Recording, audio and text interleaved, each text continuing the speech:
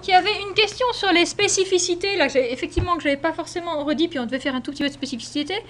D'une part, les scores d'un individu, enfin d'une partie à l'autre, les scores de spécificité, moi je me méfie de les interpréter complètement dans l'absolu, en disant, regardez, ce mot-là a eu tel score de spécificité, 37 chez telle personne. Parce que déjà, selon la taille des parties, les scores vont pouvoir monter plus ou moins haut. C'est un peu compliqué, mais enfin bref, je pense que c'est les parties moyennes qui vont réussir à avoir les plus forts scores plutôt que les grosses ou les petites qui vont avoir du mal à monter très haut. Enfin bon, en gros, surtout si vos parties sont de taille inégale, c'est aussi une grande question. Hein. Est-ce qu'on peut faire des spécificités quand on a un tout petit Pompidou et un gros de Gaulle? Bon, ben, on le fera quand même, mais c'est vrai que c'est plus confortable quand on est des parties de taille comparable, mais c'est vrai que ce score de spécificité est fait quand même pour comparer des choses qui au départ n'étaient pas la même chose, sinon les fréquences nous donnent déjà des informations. Donc c'est fait pour pouvoir passer, enfin prendre en charge, si je puis dire, les tailles diverses des parties. On vous recommande de prendre des parties plutôt pas trop, de tailles trop différentes. Je pense surtout aussi parce que donc, les scores de spécificité ne vont pas avoir la même ampleur, la même gamme de valeurs. Si vous avez des parties de taille très différentes, il y en a peut-être un qui montera péniblement à 5 alors que son voisin montera allègrement à 35. Et c'est pas forcément parce qu'il aura été beaucoup plus marqué dans son vocabulaire, dans son langage, je sais pas quoi.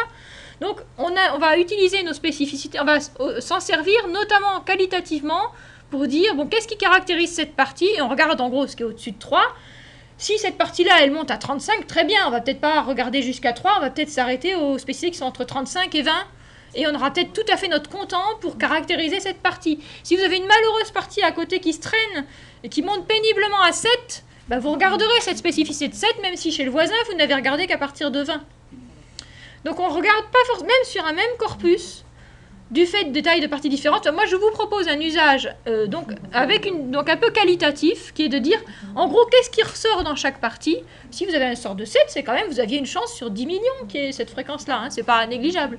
Mais vous Tu allez... ne peux pas le pondérer On peut pondérer en démultipliant les critères, en faisant un calcul de spécificité, mais en croisant plusieurs critères. Pour d'autres, oui, tu peux faire... oui. Oui, ou enfin voilà, en tout cas ça te donne à chaque fois, si tu veux, ça te pointe des choses caractéristiques. Donc là, c'est parce que si tu regardes les locuteurs et les dates, c'est vrai que c'est pas non plus la même information. Hein. Enfin bon. Mais avec le log, on peut le normaliser en fonction justement de la taille des parties. On peut faire deux calculs, d'abord un calcul de spécificité et après on le normalise justement pour essayer d'atténuer. Ouais. Bah, c'est-à-dire que là, la spécificité telle que vous la ressortez, elle signifie vraiment ce que je veux vous dire. Vous avez une chance sur temps. Ouais. Après ça, si vous voulez vraiment les mettre, les raplatir les grands et étendre les petits, vous pouvez. Hein. Le log, il va peut-être effectivement faire ça, mais moi, alors en fait, c'est ce que je fais qualitativement, finalement. Ouais. Je fais pas de log, mais je le fais. Je dis qualitativement, je regarde les plus grands de chaque partie. C'est ce que je sais pas si tu as entendu au début, je disais, moi je propose parce que sachant que si vos parties sont de taille inégale dans un même corpus, certaines parties, donc je pense, il faudrait que je réfléchisse, mais c'est plutôt celles qui sont de taille moyenne, vont avoir tendance à pouvoir monter beaucoup plus haut en score que des petites ou des grosses. Il me semble que c'est ça. J'avais réfléchi une fois, mais je suis pas très sûre de moi. Mais en gros, ce que vous verrez si vous avez des parties de taille inégale, c'est qu'elles vont pas forcément toutes monter aussi haut que la gamme des scores de spécificité. Alors peut-être qu'on peut le voir déjà sur notre corpus, là, qu'est-ce qui se passe? Chirac, qui montait ici à 6, mais bon, on a des noms, hein, on n'a pas tout. De Gaulle à 5, c'est à peu près pareil. Giscard, il montait à 11, alors lui, il a, vous voyez, une taille qui est plus petite plutôt, à 6000. Les autres, c'était peut-être les gros paquets dans l'affaire. Il monte à 11, Mitterrand à 10 aussi, c'est pas mal, mais après ça, il descend très vite, hein, quand même. C'est peut-être des trucs aussi de virgule, enfin d'apostrophe.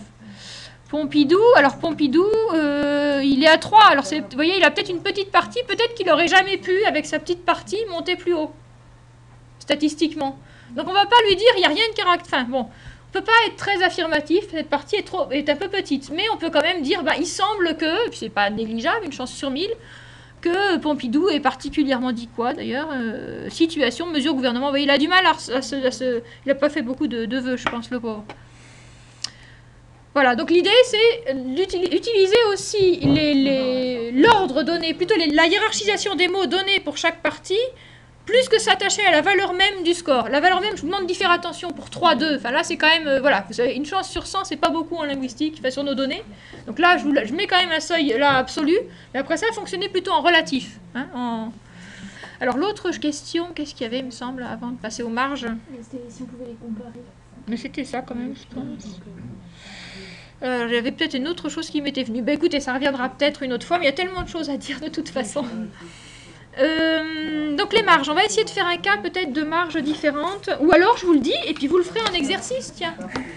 Non, peut-être, je sais pas, où on le fait à la fin, parce que j'ai peur que vous manquez. Peut-être qu'on va faire d'abord les co-occurrences, et qu'on le fera, je vous le dis, ceux qui sont pas là, vous essaierez de le faire en exercice, ceux qui sont là, on essaiera de le faire à la fin de la journée. Alors le cas que je voulais faire avec les marges, que j'avais essayé, donc j'ai fait une partition locuteur, et j'ai regardé, non c'est pas ça, pardon, ah si c'est ça. J'ai fait donc une tout petit tableau pour bien voir quelque chose. Je me suis dit, je vais regarder les pronoms personnels, sujet, je, nous, enfin, ou complément d'ailleurs, je, nous, vous. Ça peut être des pronoms compléments pour nous et vous. Qui utilise je, qui utilise nous, qui utilise vous. Donc ça me fait un petit tableau à 3 lignes, d'accord? Je, nous, vous, les lemmes. Donc pour avoir je, j apostrophe, j majuscule, pour avoir quand même un peu d'occurrence. Et en colonne, j'ai mis les présidents. Donc je fais mon index avec ça. Après ça, je fais la table lexicale, les 2 tables lexicales possibles. Soit je considère que je, nous, vous. C'est-à-dire que les présidents n'auront parlé... C'est comme si je ne gardais dans leur texte que je, nous, vous. Plus rien d'autre. Soit je fais un tableau où il y a tout le reste, et je, nous, vous parmi tout le reste. Et à ce moment-là, on verra que fait la première analyse où il n'y a que je, nous, vous. Ça va nous dire quel est l'équilibre relatif de ces 3 pronoms dans la bouche de tous les présidents. Est-ce qu'il y en a un, s'il a le choix entre je, nous, vous, qui va plutôt privilégier le je, le nous, le vous, c'est une sorte de concurrence, mais juste entre eux. Et peut-être qu'à ce moment-là, on vous dira, bah, tel président, il préfère quand même le je, par exemple. Si vous le replongez dans le corpus global, le je, il peut être complètement noyé. En fait, ce président-là, il n'utilise jamais les pronoms personnels. Quand il en utilise 3. Il a utilisé 2 je, un nous, un vous. Donc, attention, vous allez dire dans le premier cas, je est caractéristique de tel président. Dans le deuxième cas, vous n'irez jamais dire que je est caractéristique de ce président. Vous voyez que ça change la vision des choses. Quand vous vous concentrez sur un petit ensemble de mots, vous allez vraiment dire « j'ignore tout le reste, je regarde ce qui se passe là et quel est l'équilibre relatif de ces mots entre eux ». Et donc attention, quand quelque chose vous paraît surreprésenté ou surreprésenté pour une des parties, si vous voulez vraiment conclure à ça, c'est par rapport au choix dans cette partie. Mais si globalement la partie utilisait peu, les mots que tout le choix que vous lui avez donné, en fait, globalement, utilise peu, eh ben, on va pas non plus dire qu'il utilise particulièrement. Ben, voyez, il aura une préférence peut-être pour je, mais dans l'absolu, il l'utilise peu. Hein, vous voyez cette double vision des choses. Donc c'est à ce moment-là que cette notion de marge, c'est là qu'il faut bien comprendre. Qu'est-ce que je veux regarder? Est-ce que c'est l'équilibre d'utilisation entre différents mots? Je considère qu'ils sont tous plus ou moins présents, etc. Il faudra que je l'interprète comme ça. Ou bien je regarde en fait que certains mots parmi toutes les spécificités possibles et je veux voir ceux-là, particulièrement je me concentre sur les pronoms personnels et je pourrais trouver un président sur lequel aucun pronom personnel n'est spécifique. Ça me renseignera. Dans l'autre cas de figure, il y aura toujours des spécificités qui vont se répartir. Il ne peut pas y en avoir un qui est tout le temps qui est négatif sur un corpus, puisqu'il s'agit de la répartition dans un corpus. Si je regarde que je, nous, vous, il y aura forcément quelqu'un qui aura le je, par exemple, et un autre, ou plusieurs personnes. Ils vont forcément, soit ils sont 0, soit il y a du plus et du moins. Mais il ne peut pas être tous tout en moins. Par contre, quand on est sur un grand tableau avec les marges, on peut avoir les lignes qu'on a choisies qui sont toutes sous-représentées. Alors peut-être pas toutes sous-représentées pour la... Non, enfin toutes sous-représentées par rapport à... Oui, il faut que je réfléchisse quand même à ce que je dis. Où les 3 soient sous-représentés pour une même personne, c'est plutôt ça. Sur une même personne, sur une même partie, je pense qu'il faudra qu'il ait quand même quelque chose des 3. S'il a que les 3 mots, il faudra bien qu'il en suremploie l'un des 3. Alors que s'il a d'autres mots à sa disposition, il peut sous-utiliser les 3. Hein, voilà, c'est plutôt ça. C'est plutôt en ligne qu'il faut voir qu'en colonne. Bon. Et ça me faisait penser à autre chose aussi, quand même. Dernière chose sur les spécificités. Ce truc-là, il a été, en fait, une des raisons pour lesquelles on l'a mis en place, cette histoire de marge. C'est pas juste une petite coquetterie, je dirais, de où sont nos marges. C'est aussi qu'on a eu besoin, on s'est dit, on a eu besoin de calculer, donc dans un article de linguistique, de calculer des spécificités de construction linguistique. Et bien, vous êtes bien coincé quand vous voulez faire une spécificité de construction, quand vous avez que les spécificités avec les index et tout ça. Vous faites votre motif linguistique, vous construisez votre tableau avec les lignes, mais comme on n'avait pas possibilité de récupérer toutes les fréquences globales, Ben, on ne pouvait pas faire la spécificité de ce motif linguistique. Il faut que je vous fasse un exemple sur tout le tableau. Alors, les présidents, allons-y. Si je veux dire, je veux la spécificité, je crois que c'était en suivi de participe présent. Un truc comme ça. Mettons ça. Donc, je peux dire en. Allez, je fais un peu. Je le fais à l'arrache, là, d'accord? Je fais un peu n'importe quoi. Au participe présent, il y a une étiquette quand même. C'est P13, je crois. Mais je sais pas s'il y en aura aussi assez, mais l'idée... PPRE. Donc on va dire, là on va chercher tout de suite le plus compliqué, là, correspond à VER, 2 points, PPRE, quelque chose comme ça, et c'est 2 points. Bon, pour faire les choses convenablement, il aurait fallu que je teste ma requête. Bah, je l'avais la tester de toute façon, là je suis bête. Je vais la tester d'abord en... Je vais la tester en... Donc là je peux faire en, comme ça. Donc en suivi d'un verbe au participe présent en Word. C'est pour au moins essayer d'expliquer mieux mon truc. Voilà, en travaillant, en étant, etc. Donc on voulait calculer la spécificité de cette construction. Donc là je peux le mettre par exemple en lem en POS pour avoir qu'une seule ligne par exemple.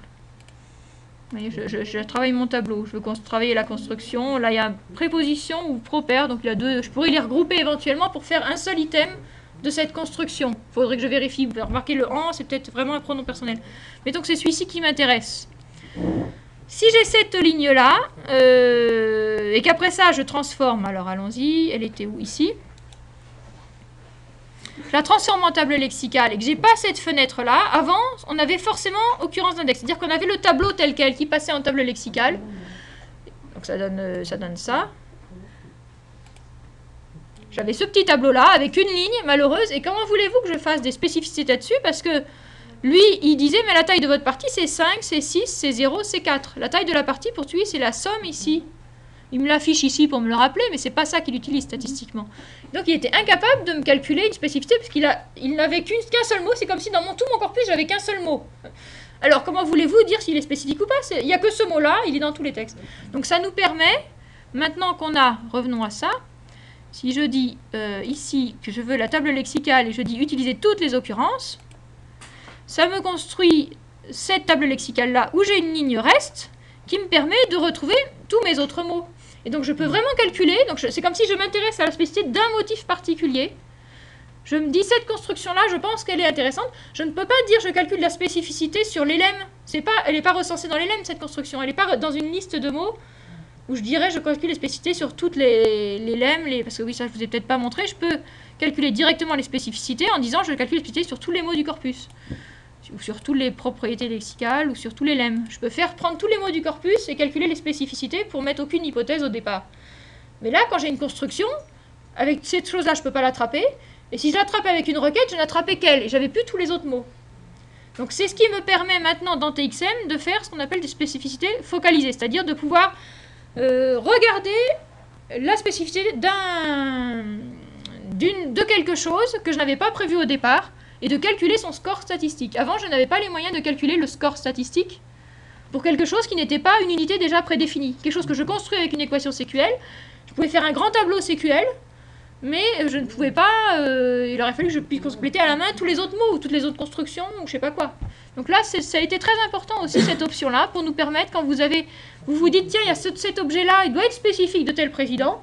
C'est pas un mot, c'est pas un lemme, c'est pas un truc que je peux trouver comme ça. Je veux le mesurer statistiquement, connaissant sa fréquence locale, sa fréquence dans la partie, etc. Utiliser le modèle statistique des spécificités. Je peux le faire en passant par cette fonction-là, en utilisant là où les lignes qui m'intéressent, en rajoutant le reste, et en passant au calcul des spécificités derrière. Bon. Est-ce que quand on est là, on peut faire autre chose, par exemple faire un graphe ou faire un calcul de fréquence un peu plus précis? Quand on est là, qu'est-ce qu'on peut faire? Là, on est dans la table lexicale, on est vraiment de ce côté dans la table lexicale. Hein. On ne fait rien d'autre que de retravailler la table. Les graphes, on en a dans l'index, je crois que... Ouais. Dans l'index, là, on avait nous proposé la progression, ce qu'on a vu tout à l'heure. Hein. On nous proposait de voir la distribution au fil du temps. Concordance ou occurrence, donc de retourner au contexte par ces biais-là. Non, les graphes, on a vu un peu, les graphes qu'on fait le plus souvent, c'est ceux en bâton, là, les diagrammes en bâton, où on a vu en ligne courbe, et si vous n'avez pas le bon, vous allez régler dans les paramètres. Dans les paramètres, dans les réglages, on peut changer l'apparence du graphe. C'est plutôt des graphes ici en bâton, des diagrammes en bâton. Et qu'est-ce qu'il y a d'autre? Et après ça, l'AFC aussi, qui peut être un... Oui, mais... Alors, allez, on va le faire pour Mathieu. Là, en plus, je crois que j'ai laissé l'ordre des présidents. Alors, j'aime... Voilà, attends, où est-ce qu'ils sont? Dimension. Ah non, c'est bien. Chirac, De Gaulle, Giscard. Alors, le souci, c'est qu'ici, ils ne sont pas dans l'ordre. On aimerait bien qu'ils soient dans l'ordre. Alors, ça, c'est un truc, si vous voulez. Ça, c'est peut-être pas dans le manuel. C'est quand même dommage que nos présidents ne soient pas dans l'ordre chronologique, quand même, non? Vous êtes d'accord avec moi? Ils sont dans l'ordre alphabétique. On aimerait bien le même diagramme. Alors, pour mettre les parties dans l'ordre que vous voulez, vous passez par assister. Alors, là, en fait, cette partition-là, pardon, je l'avais construite en utilisant simple. Je peux utiliser l'onglet assister, reprendre mes présidents ici et dire dans la première partie, je veux que ce soit De Gaulle. Dans la deuxième partie, c'est Pompidou. Dans la troisième, là. Si vous avez vraiment un souci d'ordre des parties, comment imposer l'ordre des parties pour qu'après ça, il se présente dans l'ordre que vous souhaitez? Vous refaites exactement la même chose, mais en passant par assister. Et là, vous lui imposez un ordre que vous voulez voir après. Sinon, là, en fait, il ne savait pas du tout qu'il avait affaire à des présidents, qu'il y avait une chronologie. Il les a classés par ordre alphabétique, je crois. Voilà. Alors, qu'est-ce qu'on a dit qu'on faisait? Les marges. Donc, je vous ai dit ce que vous pourriez faire tout seul. Et je vais faire un petit aperçu de co-occurrence, peut-être. Hein. Les co-occurrences. Alors, les co-occurrences, je ne vous ai pas parlé des spécificités pour rien, parce que les co-occurrences sont basées directement sur les spécificités. Les co-occurrences, c'est l'idée qu'on va essayer de chercher les mots qui sont attirés par un mot donné. Si je mets temps, je voudrais savoir avec quel autre mot il fonctionne dans ces parages, statistiquement. Et donc, on va s'appuyer sur le modèle des spécificités. On va dire, bah, c'est simple, on prend temps, on prend les contextes de temps, on en fait une partie, on met à part tous les contextes de temps. Et puis, on a le reste du corpus qui est toujours là. Et on va comparer cette partie au reste du corpus. Est-ce qu'il y a des mots qui apparaissent plus dans cette partie, qui représentent les voisinages de temps, par rapport à l'ensemble du corpus? Donc, c'est toujours pareil. Les mots qui sont attirés par temps, ce sera dans le cadre de ce corpus. Si vous mettez une co-occurrence dans un corpus ou dans un autre corpus, vous n'aurez pas du tout les mêmes résultats. Faisons-le ne serait-ce que pour illustrer ça, sur fleurs et sur vœux, par exemple. Sur fleurs, vous êtes dans les fleurs du mal. Allons faire une co-occurrence sur temps, justement. Hein, je suis bien sur une co-occurrence. Temps, alors là, je vais régler quelques petits trucs, n'est-ce pas? 2, alors je vais dire que je veux un indice au moins égal à 2. Je vais dire que je fais... Alors, il faut que je dise quelle est la taille de mes contextes. Qu'est-ce que je vais dire? De moins 20 à 20. On va dire de 20 mots avant à 20 mots après. Je suis un peu la généreuse, peut-être. Hein. On va dire 10 ou 20, en général. Et je lance mon calcul. Donc là, temps... Qu'est-ce qu'il attire? Il attire par exemple la menthe. Bon, il n'y a pas grand-chose, hein. Le filet n'est pas très plein. Peut-être que j'ai pas beaucoup d'occurrences de temps aussi, il faudrait le savoir. Hein. Mais par exemple, il attire la menthe. Ça m'étonnerait qu'il attire la menthe dans le discours des vœux. Hein, le temps, c'est un voisinage qui est peut-être plus proche de... Alors surtout que là, mes indices sont pas très forts non plus. Vous voyez, pareil. Les indices, donc, c'est des scores de spécifiques. Donc là, même la menthe, vous voyez, je surinterprète un peu. En fait, il n'y a que 3 occurrences de la menthe et il se trouve que 2 de ces 3 occurrences sont dans le voisinage, sont à moins de 20 mots de temps. Donc il s'est dit, c'est quand même un peu remarquable. Mais il n'ose pas monter au-delà de 2. Merci, au revoir. Oui, merci. Voilà, alors si je mets temps dans vœux, mais là, en fait, on est peut-être dans un cas un peu limite. Il faudrait que je vérifie la fréquence de temps dans le corpus. Il faut mieux le faire sur des mots un peu plus fréquents pour avoir un peu plus de matière à réflexion. Donc là, moi, je change toujours l'indice. Je ne sais pas si on a remis le bon défaut. Pas 20. Donc là, je dis, je ne veux pas voir les scores plus faibles parce que ça va me tromper. J'aurais envie d'interpréter tout de suite. On va faire sur le même genre de contexte. Hop. Alors, hop, calculer. Et le temps dans les vœux, il y a le temps des retrouvailles, le temps pénal. Je sais pas, alors est-ce que c'est le temps pénal? C'est plus loin. Vous voyez, il y a une distance moyenne qui est calculée. C'est pas la construction, c'est sans doute pas le temps des retrouvailles. S'il y a 10 mots en général en moyenne entre les deux. Mais on parle du temps, on parle des retrouvailles. Voilà, même, en même temps, on avait vu beaucoup de en même temps, du coup, même se retrouve attiré par temps. Donc vous avez des attirances qui peuvent être purement lexicales, enfin vous voyez là même de phraséologie, Vous avez des occurrences qui peuvent être un peu plus à voisinage un petit peu de construction, par exemple tel prédicat a l'habitude de fonctionner avec tel argument, ou des attirances vraiment d'affinité de construction syntaxique, et puis des affinités un peu plus larges, sémantiques. Il se trouve qu'en général, quand on aborde le thème du temps, si tant est que c'est un thème, parce qu'en même temps, c'est pas vraiment, on va parler aussi d'autres choses. Voilà, donc on voit bien que plonger un mot dans un corpus ou plonger un mot dans un autre, hein, les co-occurrents nous renseignent un petit peu sur la coloration de ce mot dans le corpus. Alors, fréquence, ça veut dire le nombre du mot dans voilà. le corpus, co-fréquence, c'est la fréquence avec Oui. l'autre, et l'indice, C'est l'indice, c'est le score de spécificité, puisqu'on a vraiment fait un calcul de spécificité sur la partie, sachant que, donc ça se lit comme ça, hein, sachant que même à une fréquence de 106 dans le corpus, et qu'il apparaît 18 fois, donc à moins de 20 mots de temps, un calcul statistique voilà, dont nous avons parlé nous dit qu'il avait une chance sur 10 000 d'avoir une fréquence aussi élevée, puisque le score, là c'est positif, et je vais avoir des scores négatifs. Hein. Là ça renseigne pas, enfin, ça n'a pas tellement de sens sur les co-occurrences. J'aurais dû en parler sur les présidents, là sur les spécificités, ça peut être intéressant de regarder des scores négatifs, notamment avec des mots, avec des fréquences nulles, j'avais pas dit, c'est ce qu'on appelle des nullax. Alors mettons, Giscard, score positif, Giscard, score négatif. Bon, ça va pas très loin. Je suis peut-être pas au début du tableau aussi. Je cherche des scores négatifs. Intéressant. Et, alors, moins 3, c'est un peu limite. Moins 3 et une fréquence de 0. Donc, il n'a pas utilisé ce terme. Mais c'est particulièrement étonnant qu'il n'ait pas utilisé ce terme. Statistiquement, il aurait quand même pu l'employer une ou deux fois. Donc, c'est un peu comme s'il l'avait évité. C'est un petit peu ça. Ça peut être une interprétation intéressante. Donc en littérature, je sais qu'on l'utilise. Donc nation, est-ce qu'il a évité nation? Est-ce que peut-être du coup il a utilisé un autre mot à la place de nation? Hein, ça peut être ça. Est-ce qu'il aurait préféré une préférence lexicale et que systématiquement, à chaque fois où d'autres ont dit nation, lui il a dit autre chose? Voilà, donc ça s'appelle les nullax. Hein, donc rechercher du côté des scores négatifs et des fréquences nulles. Des trucs qui n'ont pas été dits par la personne. Et là, quelque part, on voit qu'on a quelque chose de plus fort que la fréquence relative. La fréquence relative, elle va vous dire, bon, bah, il l'a pas employé. Il l'a pas employé. Ok, il l'a employé moins que les autres. Là, il va vous dire, il l'a pas employé, mais c'est quand même bizarre qu'il l'ait pas employé. Parce qu'il aurait pu l'employer quand même, vu la taille de sa partie et vu comme les autres l'ont employé.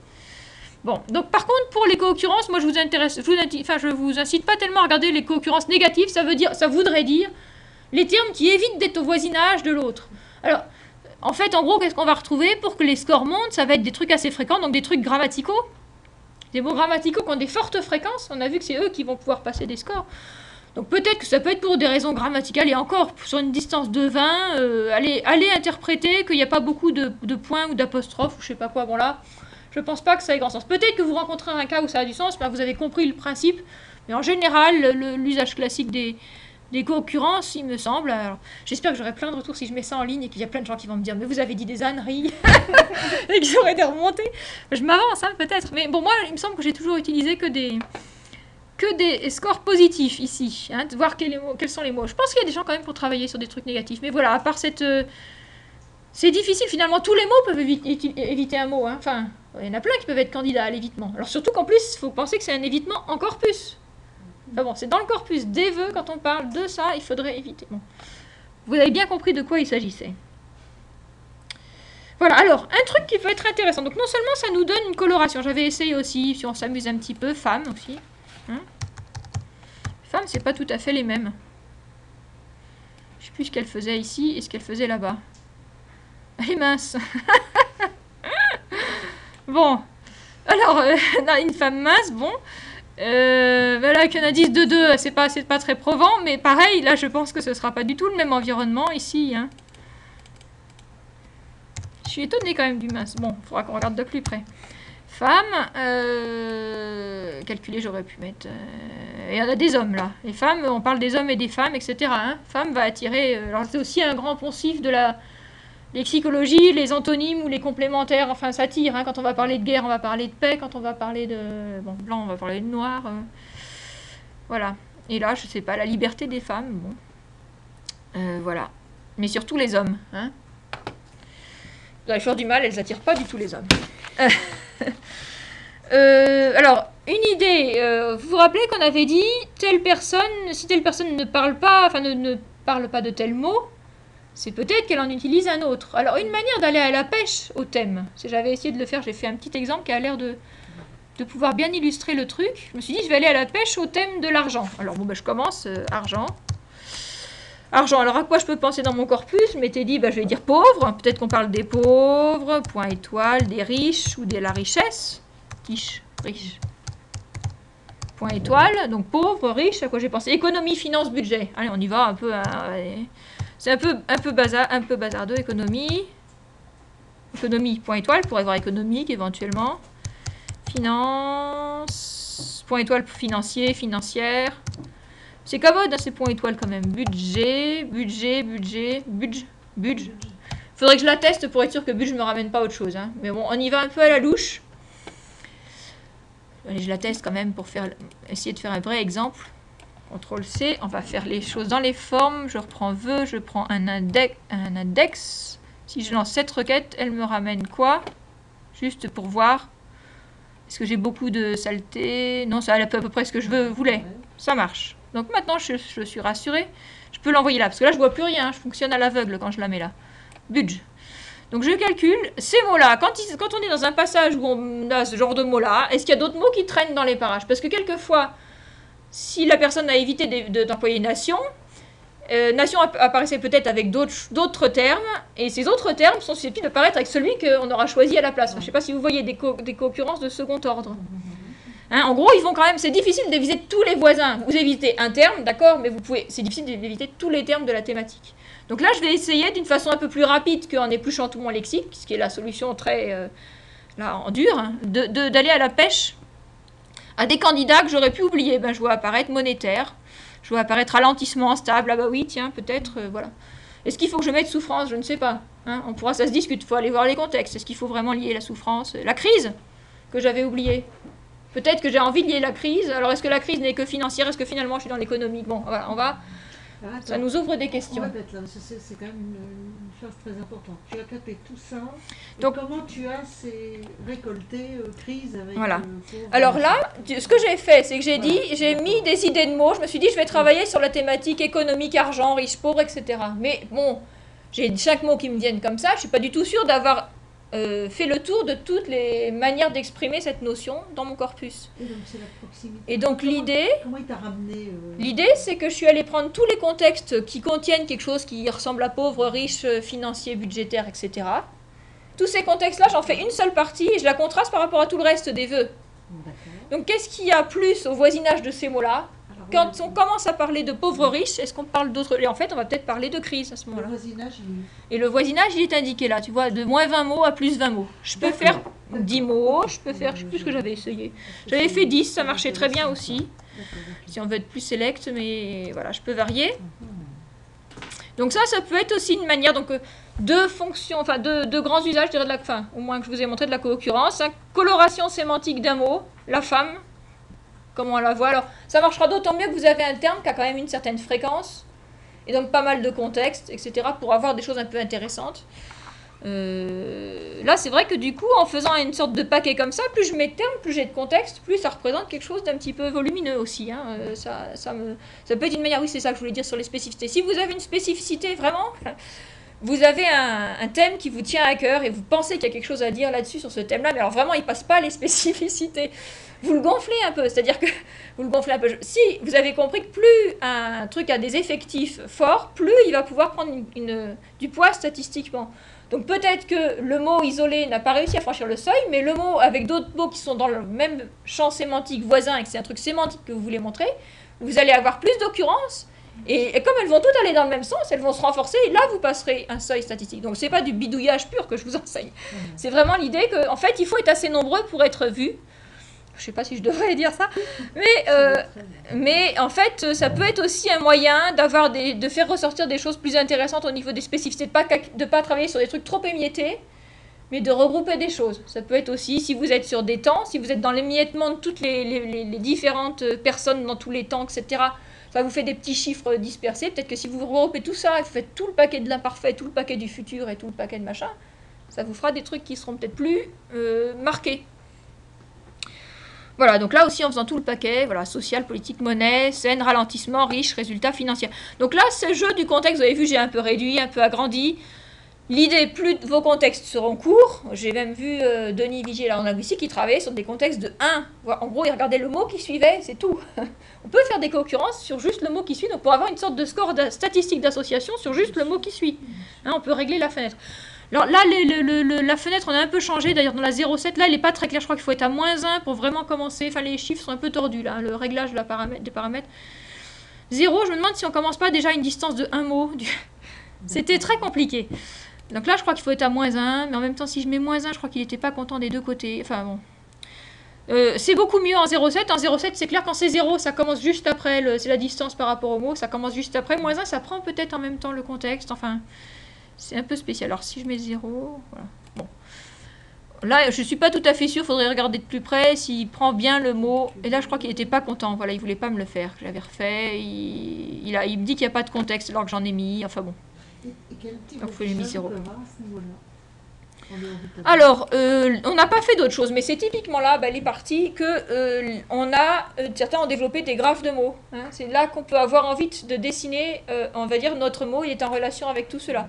Il est très beau, je ne sais pas si vous avez vu les posters dans le couloir de lexicogramme de Weblex, c'était un calcul comme ça, où on part, alors, soit on part d'un mot donné, et on calcule ses concurrents, et on calcule les concurrents de ses concurrents, et vous voyez, ça dessine des étoiles et des graphes comme ça s'étend. Alors on met des conditions, il y a un logiciel qui ressemble un petit peu à ça, qui s'appelle Coq, qui est développé par Martinez à Paris 3, qui a travaillé là-dessus. Hein, alors, lui, il fait donc les coques du premier mot, et après ça, il ne va pas calculer juste les co-occurrents du deuxième mot, il va dire qu'il faut qu'ils soient aussi en relation avec le premier mot. Donc il impose la contrainte, et alors si j'ai ces deux mots, est-ce que j'ai encore des mots en relation? Et après ça, si j'ai ces trois mots, est-ce que j'ai encore un mot en relation? Et donc il dessine ça de façon graphique. On les retrouve dans le Trammer comme logiciel de lexicométrie. Ça, c'est des trucs qui sont... des affichages qui sont intéressants, et je pense que tôt ou tard, il faudra qu'on vienne à des représentations un peu lexicales, graphiques comme ça, parce qu'elles sont, je dirais, à minima, elles sont attrayantes, elles sont des bons supports de communication. Après ça, d'un point de vue dépouillement, c'est aussi pour ça qu'on ne s'est pas précipité dessus, parce que je n'étais pas la plus fan de l'équipe, je dois dire. Moi, j'ai toujours trouvé que ça posait des questions. Comment on les parcourt? On commence par en haut, on tourne, donc bêtement, il suffit qu'on ait mis... en fait, ils sont tous égaux, pratiquement. Il suffit qu'on ait mis 3 à côté, qu'on a l'impression qu'ils dessinent une zone dans l'espace qui va ensemble. Alors qu'on aurait mis les trucs dans un autre ordre, on aurait une autre interprétation. On surinterprète un graphe. On voit les trucs qui sont proches dans l'espace, et on ne devrait pas voir les trucs qui sont proches dans l'espace. Hein? Ou alors, il y avait des effets aussi qui avaient été montrés sur justement les lexicogrammes. Si vous faites un truc où les traits sont droits comme ça, et s'enchaînent les uns après les autres, vous aurez tendance à lire la phrase. À la limite, on voit, je crois, parti, travailleurs, immigrés, ou je sais pas quoi. Enfin bon. Alors vous dites, oui, le parti des travailleurs immigrés. Enfin, vous vous mettez à construire des trucs, c'était dans les représentations syndicales. Vous lisez le texte, quoi. Vous dites, oui. Et alors en fait, ce truc-là n'existe pas dans le texte. On vous dit, attention, vous l'entendez en regardant le graphe. Ça vous paraît tout à fait dans la phraséologie possible de ce genre de texte, mais ça n'y est pas. Hein, donc c'est ces effets de ce qu'on appelle de transitivité, où on se mettait à lire, à suivre les liens du graphe et à reconstruire des trucs qui n'y étaient pas du tout présents. Alors qu'on les avait moins, peut-être si on brisait les liens. Les trucs qui repartaient en étoile, vous voyez moins si ça repart comme ça, que c'est parti travailleurs immigrés, vous le lisez plus pareil. Bon. Tous ces effets visuels, là aussi on a perdu notre sémioticienne, c'est dommage, hein, pour moi, sont des questions à aborder quand on réfléchit à ces affichages graphiques. Mais voilà, il y a aussi Iramutek qui fait des... Là, il est parti, mais tout ça, là, qui... Iramutek aussi cherche des côtés des graphes, mais voilà, ils disent bien aussi, parce que j'ai un peu discuté avec eux, je dis, mais vous les utilisez vraiment, vos graphes? Hein, mais c'est un peu... Il y a à la fois c'est un support de communication, ils disent quand même quelque chose, mais je pense que ça ne remplace jamais le bon vieux tableau. Enfin là, quand même, les tableaux, c'est comme dans les classes. On parcourt de score machin, on peut parcourir alphabétiquement si on veut voir les mots de la même famille. Enfin, on a des outils pour les parcours, on sait d'où on commence, où on finit. Si vous parcourez une visualisation graphique, bon sang, allez parcourir et être sûr d'avoir vu tous les mots dans les beaux posters là-bas. Enfin, une représentation en étoile comme ça, c'est pas du tout commode, à moins de pouvoir colorier au fur et à mesure les termes que vous avez vus. Un tableau, vous avez une liste, quoi. C'est plus... Bon, bref. Ça, c'était le couplet. Nous sommes à 5h20. Alors. Bon, peut-être ce que je vais faire, c'est vous montrer qu'elle existe, parce que je crois qu'on a fait quand même à peu près le tour. On peut refaire un petit tour des menus, là. Juste pour mémoire. Importer, donc vous avez compris que c'était pour entrer vos corpus, quand ils n'avaient jamais connu TXM, qui sont dans l'innocence originelle. Charger, là c'est des corpus qui sont déjà compromis. Alors, Zode 05 corpus, c'était des corpus qui étaient préparés pour des versions antérieures, parce qu'on a changé de format de représentation de corpus. Donc, quand ils sont déjà préparés, mais que c'était pour un vieux TXM, ça vous permet de réutiliser des vieux corpus que vous aviez déjà préparés. Donc, ça va. Bon. Ouvrir un fichier, c'est un éditeur de texte qui servira plus pour la préparation de corpus. Ça n'a pas tellement de sens textométrique, ça va vous permettre d'éditer des scripts, de regarder c'est vraiment un textpad, un notepad, un truc comme ça, avec des commandes. Lire un fichier HTML, c'est pareil, ça doit être pour l'afficher. Changer la langue, alors ça marche pas surtout, ça marche de mieux en mieux. Voilà, ça vous permet d'avoir une interface en français, en anglais, pour l'instant essentiellement. On a commencé à des interfaces dans d'autres langues, mais bon, on va pas développer ça ici. Mais vous pouvez, oui, si vous êtes, par exemple, on a une utilisatrice qui travaille avec les Tchèques, enfin qui tchèque, qui a, je crois, commencé à traduire toute l'interface. On peut vous fournir, si vous êtes très enthousiaste et que vous voulez traduire l'interface, on peut vous dire toutes les chaînes de caractères, ça s'appelle à traduire. Donc vous aviez fichier, vous mettez en face file, etc. Vous mettez dans la langue ce qu'il faudrait dire, tous les messages d'erreur et tout, enfin c'est sympa quoi. Vous avez la liste et vous pouvez traduire et après ça on remet ça dans TXM et vous avez un TXM, donc en russe par exemple, on l'a fait pour le russe je crois. Oui. Redémarrer, donc ça peut vous servir à éviter de redémarrer complètement, mais finalement ça change pas beaucoup, c'est quand vous voyez que vous avez cassé le CQP, ce que j'ai fait tout à l'heure, vous avez vu un cassé CQP, cassé R, cassé la liaison en fait, ça veut dire que vous avez quand même pas tout cassé normalement. Quitter, ben voilà, outils, il n'y a que préférence, alors il faut bien sélectionner. Alors oui, ça aussi c'est un petit truc, mais ça marche mieux. En 06, il y avait encore des problèmes. En 07, moins. Vous voyez, j'avais que préférence. Et maintenant, outils, j'ai beaucoup plus de choses. Parce que je n'avais pas sélectionné mon objet. Et quelquefois, j'ai l'impression de sélectionner, je crois que ça se passait ici. Vous avez l'impression d'avoir sélectionné votre objet. Vous n'avez toujours rien comme commande. Vous vous dites, mais zut, ça a planté. Alors là, essayez de penser à bien sélectionner cet onglet-là. Enfin, l'autre, celui où j'étais tout à l'heure, corpus. Bien sélectionner l'onglet qui porte tout le cadre. Quelquefois, vous avez sélectionné un truc ici, un corpus. Mais en fait, c'est encore un onglet ici qui est sélectionné. Vous voyez, il est toujours affiché.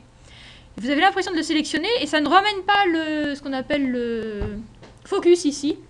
Et donc, désespérément, vous avez l'impression que vous ne pouvez plus rien faire. Vous êtes bloqué, il est planté ce TXM. Non, donc pensez bien, alors je le dis, j'essaye de le dire désespéré, parce que le moment où ça vous arrivera, vous n'y penserez plus, malheureusement. Ça arrive à beaucoup de monde. Même moi, ça m'est arrivé. Je dis, zut, il ne marche plus.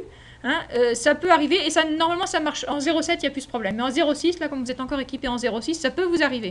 Donc, bien recliquer sur l'onglet là.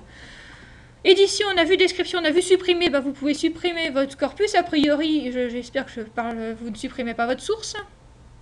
Et il reste des traces, c'est-à-dire qu'il a gardé quand même quelque part la description, des choses comme ça. Donc quand vous avez vu, quand j'ai supprimé mon corpus vœux, que je l'ai réimporté, il m'a dit, mais au fait, je crois que j'ai un fichier sur vœux quelque part. Je lui ai dit, bon bah écrase-le, etc. Il fait pas le ménage complet de ce qu'il a sur le corpus. Il ne vous le montre plus. Alors, peut-être que en 07, c'est un peu différent, mais actuellement, enfin, en 06, il ne vous le montre plus, mais il peut rester des choses liées à ce corpus sur votre disque dur dans TXM. Créer sous corpus, on n'a pas vu, mais en gros, je pense que vous avez compris, vous pouvez écarter des parties, ne voir que De Gaulle, finalement, si vraiment je m'intéressais à De Gaulle, et sans reconstruire un autre corpus, avec des requêtes sécu... Alors, peut-être pas tout à fait, il faut que je vous montre un truc. Donc là, vous pouvez les sélectionner. Donc là, c'est le même genre d'interface. Vous pouvez par exemple montrer les locuteurs. Et là, vous pouvez sélectionner un locuteur. Vous mettez le nom. Un locuteur ou plusieurs avec la touche contrôle. Vous pouvez faire un sous-corpus Chirac-Giscard. D'accord? Mitterrand.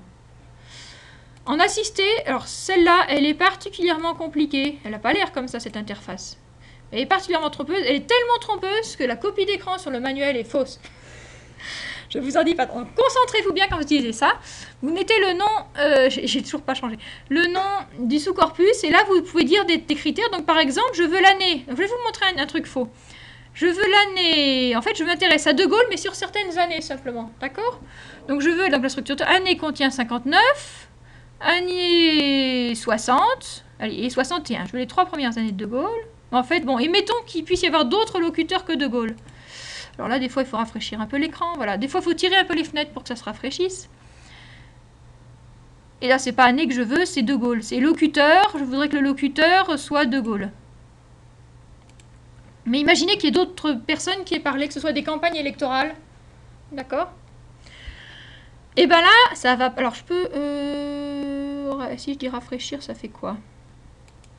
Oui, c'est ça. Ça me met la requête. Ça m'écrit une requête là en SQL un peu compliquée avec une autre syntaxe que je ne vais pas montrer. Mais en gros, vous reconnaissez quand même des choses. Vous reconnaissez l'année qui vaut 59 avec ça peut être précédé ou suivi d'autres choses. Ça contient, hein, ça pourrait être égal exactement. Vous pouvez corriger. Et l'année, c'est 60, etc. Alors ça, est-ce que vous voyez pourquoi ça n'a pas marché? Imaginons que je suis sur des campagnes présidentielles, j'avais les élections de 59, alors on va mettre d'autres années, les élections de 66, je dis n'importe quoi, les élections de 72, et que là, il y avait plusieurs présidents qui se présentent, et finalement, je ne veux que les discours de De Gaulle sur ces 3 années-là. Est-ce que ça fait 3 années? Il faut qu'il y ait tout à la fois, non? Oui. Oui, c'est ça, exactement. Exactement. Donc, à chaque fois, il faut que je réfléchisse aussi. Donc, il vous demande des choses qui vérifient, vous avez le droit à tous les critères ou certains critères. Si vous dites tous les critères, je veux des textes dont l'année est 59, et dont l'année est 66, et dont l'année est 72. Donc en fait, c'était plutôt certains critères. Je voudrais un texte dont l'année est soit 59, ou 66, ou 72. Mais là, j'ai mis certains critères, donc c'est un « ou » aussi pour ça. Ou un texte de De Gaulle, mais là, ça pourrait être une autre année. En fait, dès qu'on a deux... Vous voyez qu'on travaille sur deux dimensions différentes, on va se casser la gueule. Donc cette interface-là, moi, me paraît dangereuse. Donc là, ce que vous pouvez faire, une fois que vous savez ça, vous corrigez l'équation. Donc vous choisissez un des trucs, par exemple tous les critères.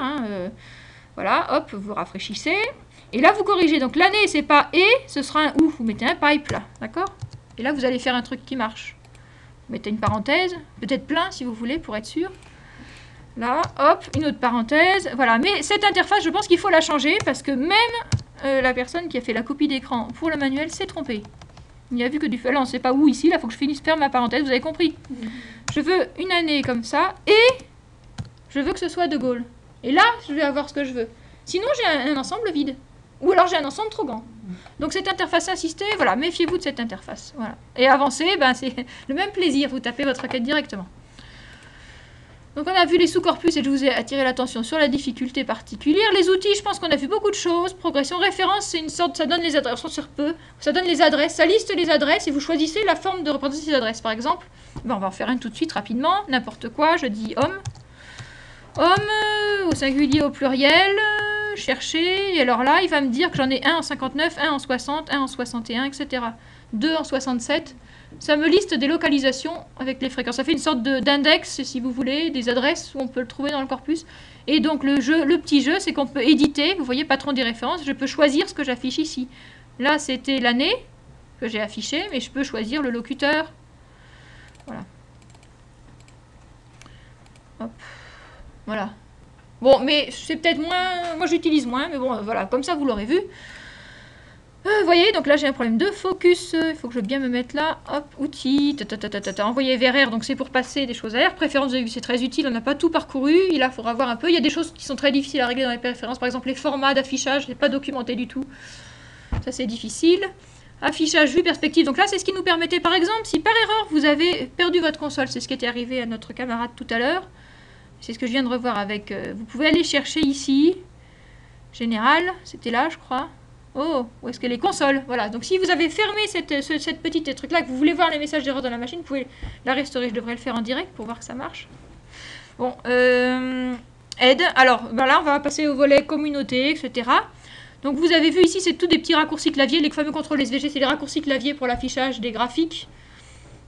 Alors, vous pouvez... ça peut arriver que vous trouviez un bug. Des fois. Donc vous pouvez nous en faire part. Alors là, il y avait un lien direct, je crois, vers une interface SourceForge. S'il veut bien y aller, si j'ai une connexion.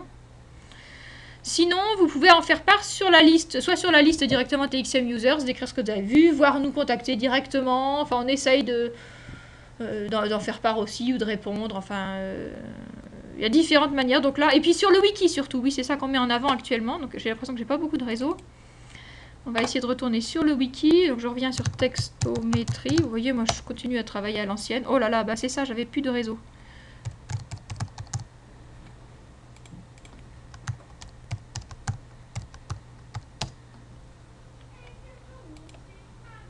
Non. Alors, je sais pas ce qu'il veut. Je recommence peut-être. Qu'est-ce qu'il va faire? Voilà, je recommence. On va essayer d'y arriver quand même. Parce que là, j'aime... Ah ben, bon, très bien. Moi, ce qui m'intéresse, c'est que ça marche. Alors, oui, il veut y aller. Ah, une nouvelle fenêtre. Vous devez garder une nouvelle fenêtre ou un nouvel onglet fenêtre. Moi, je veux bien. Hein. Hop. Ah, un onglet saurait marcher aussi. Ah, je sais pas. Jet connecté. Alors. Bah oui. Un onglet. Je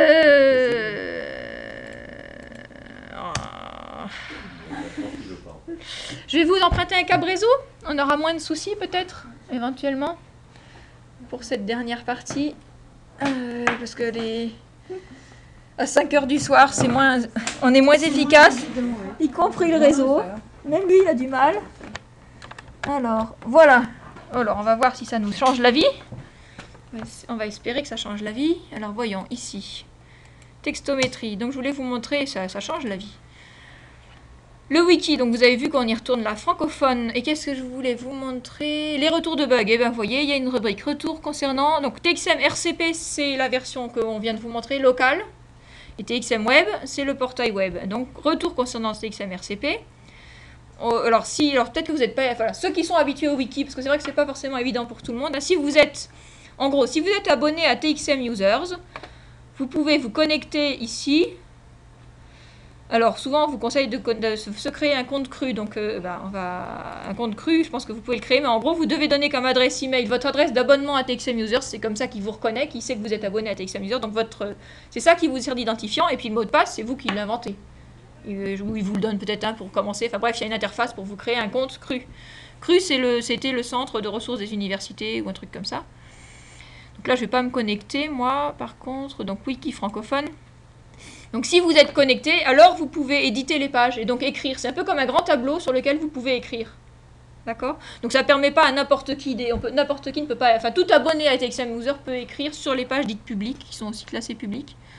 Certaines pages ne peuvent peut-être pas être écrites pour tout le monde, mais en tout cas, celles des retours, normalement, doivent l'être. C'est fait pour. Voilà, public, elles ont un petit préfixe public. Donc, sur ces retours, vous êtes invité à dire ce que vous avez remarqué. Donc, par exemple, TXM06, ça peut vous intéresser de voir ce qui a été dit.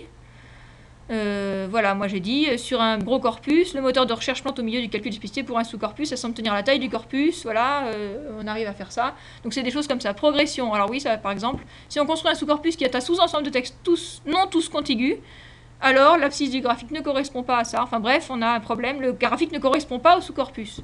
Il manque des textes, il comporte des parties hors sous-corpus, donc ne faites pas de graphique de progression. Voilà. C'est des choses qu'on a remarquées, ou des choses qui plantent. Enfin, vous voyez, il n'est pas parfait, notre truc, évidemment. Dans l'export, voilà, il y a peut-être des exports qui ne fonctionnent pas bien. Voilà, idem pour le lexique et l'index. Donc, vous avez déjà un inventaire de bugs connus. Il y a peut-être d'autres choses qui ont été corrigées ici. Je crois que Mathieu, il a passé en archive tous les trucs qu'il avait corrigés. Mais corrigés, ça veut dire dans la 07. Hein?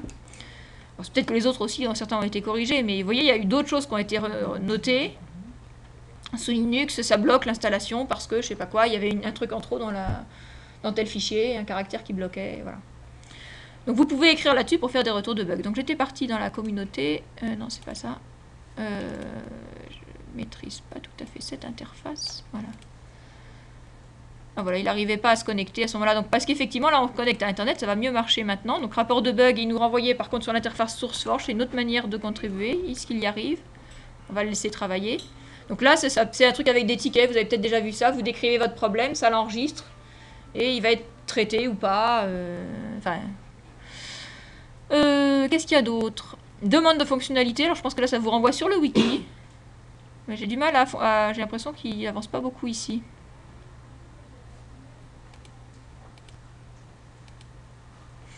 Ah voilà, le bug tracker est apparu. Donc là c'est pour faire un retour de bug. Donc ça c'est tout en anglais. Vous voyez, là il y a eu des retours, mais ça doit dater un peu parce qu'on l'a encouragé moins. Mais certains sont plus à l'aise avec cette interface-là, on continue de l'utiliser, même si on la privilégie moins, on a préféré le mail ou le wiki qui peut être plus souple. Et puis, qu'est-ce que j'étais ici? Ah, feature, donc non, la demande de fonctionnalité, elle pointe ici, donc là maintenant, franchement, c'est plutôt le wiki. On pourrait mettre à jour. Ou là, c'est moi notamment qui gère pas mal cette rubrique, mais je pense que vous avez le droit d'y contribuer aussi, c'est l'esprit du wiki. Accueil du wiki, je vais revenir à l'accueil, et vous avez... Donc si par exemple vous imaginez un truc qui serait super bien, vous pouvez aller voir si on a déjà pensé aussi. Appelez la graphie plutôt que Word. Indiquer clairement le volume global des résultats de chaque requête, etc. Enfin des choses. Alors soit j'ai repris des choses qui ont été dites par d'autres. Il y a des ordres pas clairs. Vu corpus, l'ordre des corpus, c'est pas très clair. Voilà. Est-ce qu'on pourrait renommer un corpus ou une partition? Ça serait commode. On ne peut pas renommer pour l'instant. Voilà. C'est toutes des choses auxquelles on a pensé, qui sont plus ou moins... qu'on a jugé plus ou moins importante. Quelquefois, on repasse cette liste et on se dit, bon, qu'est-ce qu'il faudrait vraiment avoir fait pour la prochaine? Mais c'est notre réservoir d'idées, un petit peu, qui apparaît ici. Ah, vous voyez, on a plein d'idées quand même. On n'a pas tout fait. Il y a des choses. Ce serait très utile de choisir l'ordre dans lequel sont prises en compte les occurrences des divers éléments du corpus. Ah, voilà. On aimerait bien pouvoir ordonner les textes du corpus avant de faire une progression. Alors peut-être que c'est traité maintenant en 0,7. Alors, ensuite, donc on a parcouru, je pense, à peu près les menus. S'inscrire à la liste de diffusion. Là, si vous ne savez plus où est TXM Users et que vous avez oublié que c'était textométrie sous Google qu'il faut taper, l'autre solution, c'est de passer par TXM. Installer TreeTagger, vous avez vu. Mise à jour. Ah, bah ça doit monter sur SourceForge et puis ça vous met là, en endroit où on télécharge les nouveaux programmes. Voilà. Download. TXM 06 Win32. Ah bon. Moi, j'aurais dit 07. Bon. Ah, il a peut-être pointé en dur sur le Solby, là. Bon. Et à propos de TXM, ça vous dit la version. Hein, là, on est en 06. Bon, donc ça, on a fait à peu près le tour de l'interface. On est à la fin de l'heure, pratiquement. Enfin, même tout à fait. Donc ça, moi, ça m'a semblé intéressant. Je suis passée un peu vite sans trop insister, mais enfin, vous avez vu qu'il y a un gros point d'entrée pour nous qui est textométrie sur Google. Vous arrivez sur le site du projet. À partir de là, si on arrive à revenir, on a quand même beaucoup de choses qui pointent à partir de là. Hein. On a vu qu'ici, on trouvait des liens importants. On trouvait le wiki, on trouvait la liste, on trouve télécharger la version. Et là, en rebondissant, on peut trouver les corpus. Et puis, on trouve de la documentation. Les publications, c'est plutôt là. Attendez. Publication, documentation, j'ai un doute là. Qu'est-ce que c'est que ça? Bon, il y a de la documentation. Voilà, il y a quand même de la biblio, le modèle des spécificités, etc. Le bar et Salem. Quelqu'un m'a dit qu'il avait là. C'est toi qui m'as dit qu'il y avait. Donc là, il y a certains liens vers le bar et Salem épuisé. Avec la table des matières, parce que sur le site de. Il n'y a pas toujours. 3, elle n'est pas avec la table des matières. Donc je mets en entier avec la table des matières. Ce qui n'a pas été évident à trouver la table des matières, je me dis tout de suite. Hein. Des liens vers d'autres logiciels, etc. Donc là, vous avez des ressources qui étaient liées au projet textométrie, hein, si je puis dire, pour retrouver qui a participé, etc. En fait, il y avait des gens qui ont souvent des logiciels, hein, finalement, c'est des logiciels qui sont souvent assez proches. La FAQ qui était aussi un morceau dans ton logiciel. Qu'est-ce que la textométrie? Pourquoi c'est une approche originale? Et qu'est-ce que ça apporte? Enfin, en gros, ça, c'est des parties qu'on a repris aussi, qui avaient été réalisées, évidemment, pour déposer le projet ANR, mais qui nous semblaient intéressantes, finalement, à recycler de cette manière-là. Donc, ça, c'est un gros point d'entrée qui vont pointer donc, sur le site du logiciel SourceForge et sur tout ce qui est communautaire, la liste, le wiki, etc. N'hésitez pas. Alors, la liste, vous avez peut-être pas tous vu. Ça vaudrait peut-être le coup que j'aille voir un petit coup la liste, ne serait-ce que pour vous aperceviez la liste de diffusion. Donc là, il y a une interface. Bon, vous recevez des trucs, des mails hein, dans votre boîte, oui. Mais vous avez une interface ici qui vous permet notamment d'aller voir les archives. Par exemple, si vous. Alors, je sais pas si on peut aller les voir si on n'est pas abonné. Par contre, peut-être. Bah là, je suis pas identifié, donc oui. On peut aller les voir même si on n'est pas abonné. Parce que là, rien ne dit que je suis Bénédicte Pincemin. Je ne me suis pas connectée, donc comme si j'étais pas abonné. Vous pouvez aller consulter les archives. Donc là, c'était, vous voyez, de la sortie de TXM 07 bêta 1, par exemple. On a le mail qui annonçait, nous avons le plaisir de vous annoncer la disponibilité. C'était donc mardi 25 septembre. D'accord. Mais on a aussi un certain nombre de discussions dont on a parlé tout à l'heure. On parle, donc il y a les sorties de la release, mais il y a aussi donc, les ateliers TXM, mais il y a aussi des discussions, notamment, je sais qu'il y en a eu pas mal en... Alors, retour, on va faire back. Il y en a eu en juillet, en août, il y a eu on a pas mal discuté. Importation de cordial, réannotation, TXM 06, classification, toute une discussion sur la classification, etc. Calcul de TXM sur des parties de taille différentes, tiens, je sais plus pourquoi. Voilà, des choses comme ça où on peut échanger sur des questions. Voilà. Bon, l'import, je pense que je ne vais pas revenir dessus. Iramutech, on n'a plus les personnes les plus intéressées. Je crois qu'on a à peu près dit des choses. Donc lui, il hérite de Alceste, c'est donc son cœur, si je puis dire, ça va être une classification. Donc descendante hiérarchique, c'est-à-dire que le but du jeu, c'est de dire je prends le corpus en son entier et si je dois le séparer en deux, qu'est-ce qui sépare le mieux? Puis après ça, si je dois encore le recouper, qu'est-ce qui sépare le mieux? Donc c'est vraiment pareil, quelque part il part du global pour affiner. Il a une idée de l'ensemble pour commencer à faire des parties. Alors qu'une classification ascendante va plutôt rapprocher des choses qui se ressemblent, mais pas forcément avec une vue aussi... Enfin, on compare les proximités, hein, mais c'est une philosophie un peu descendante. C'est pas juste une asymétrie, un ordre de calcul. Hein, ça aussi, ça peut donner des résultats un peu différents. Et donc cette classification est intéressante parce que c'est vrai que quelquefois sur un corpus, on aimerait arriver à constituer des classes de mots qui vont ensemble ou des classes de vocabulaire d'individus. On fait un peu de classification, je ne vous ai pas montré, je ne sais même pas si c'est documenté là. À partir du résultat de l'analyse factorielle. Vous avez une commande alors sur la 06, alors attention, c'est vrai qu'elle apparaît je crois qu'elle apparaît à certains endroits de façon incongrue, là on ne vous la propose pas. Il y a des endroits où on vous propose de faire une classification qui ne peut pas se faire. Là par exemple, voilà, sur la table lexicale, ça ne va pas marcher. Si, on va continuer, ça ne marche pas, voilà.